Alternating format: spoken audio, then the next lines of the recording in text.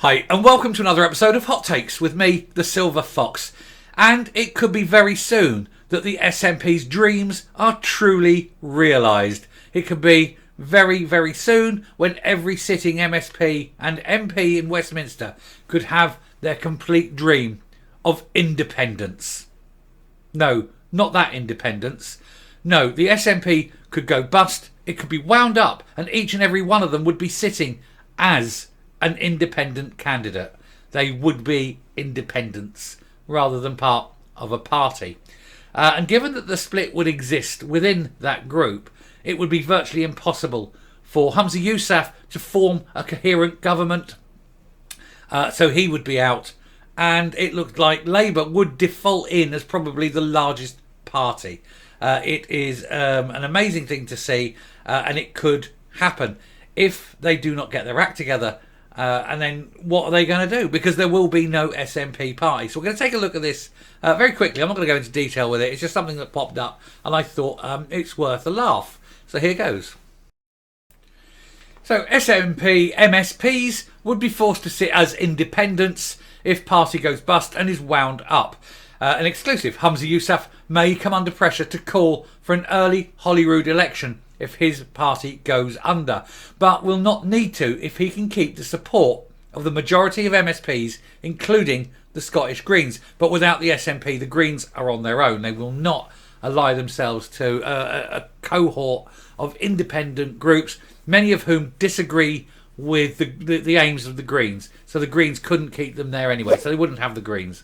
All of Holyrood's nationalist MPs will be forced to sit as independents if the SNP goes bust amid the financial difficulties the party is suffering. However, the current government would not need to call an election as long as Humza Yousaf manages to command enough support from his former party members, with the Scottish Greens helping him. He could still face a vote of no confidence from opposition parties, however, and possibly even from within his own party, because if he sat there and was the one that was leading the party when it finally went crashing and burning, there will be no one in that party that will be willing to let him continue as leader. And the problem he has is it's likely to be very, very soon who will vote for him. He barely scraped through when the party still existed. He was have no chance when the party has disintegrated. So he would be done. He would be out. Anyway, the doomsday scenario has been hinted at by a number of political commentators as the SNP struggles to find an auditor to audit its accounts, which are due in July. It would be an unprecedented step for a governing party to plunge into administration while also running a devolved government. But the likelihood of the Nationalists being declared bankrupt is low, according to a political expert. But not zero. Low, yes, but not nil, and it would be a beautiful sight to see them go. Professor James Mitchell of Edinburgh University, who is the foremost expert on the Scottish Parliament, highlighted that the financial difficulties the SNP is going through may make it difficult for Mr Yousaf to govern effectively. I think his natural stupidity would also make it difficult for him to govern efficiently. I've just done a video on a prime example of that stupidity.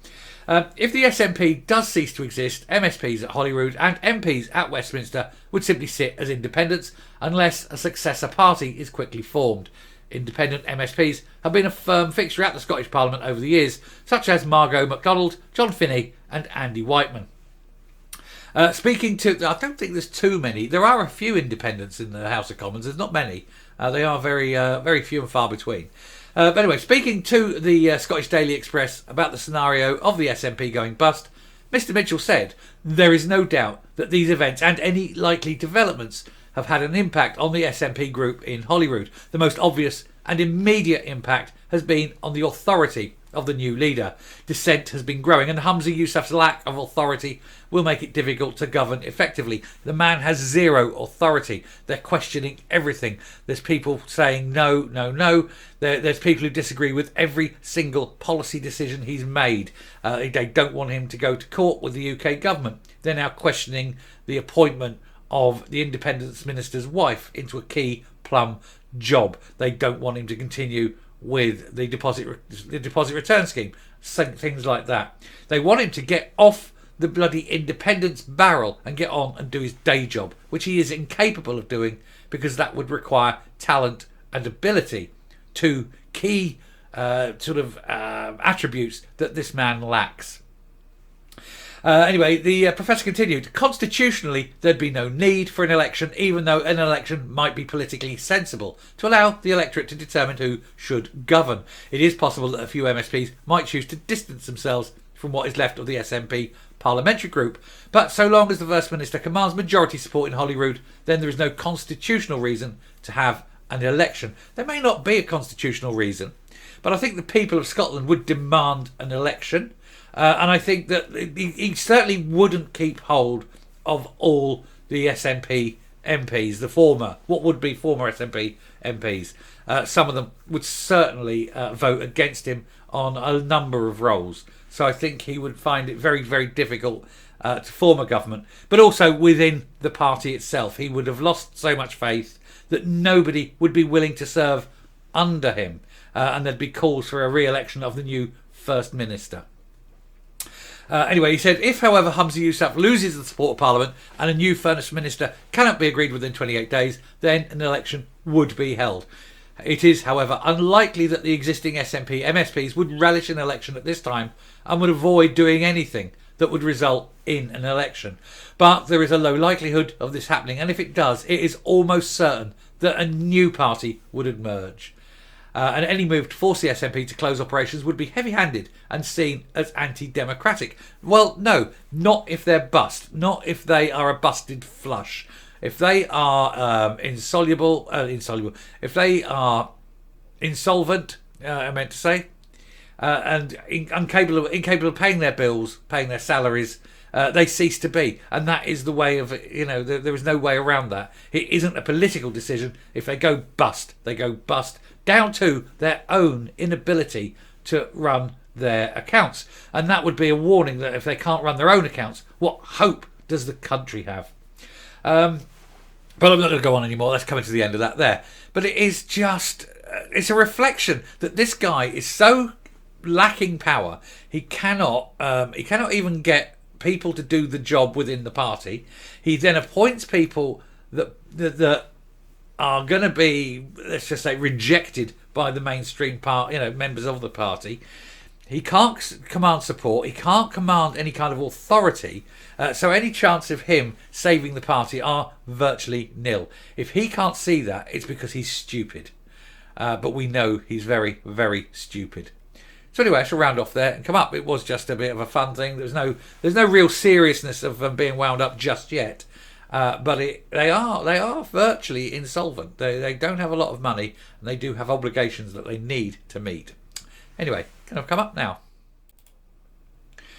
I think it would be one of those marvellous sort of events, that once in a lifetime thing, where you watch a party crash and burn and then just suddenly stop existing. They go in, they have to close their headquarters, they have to pay off their staff, pay their bills, go away.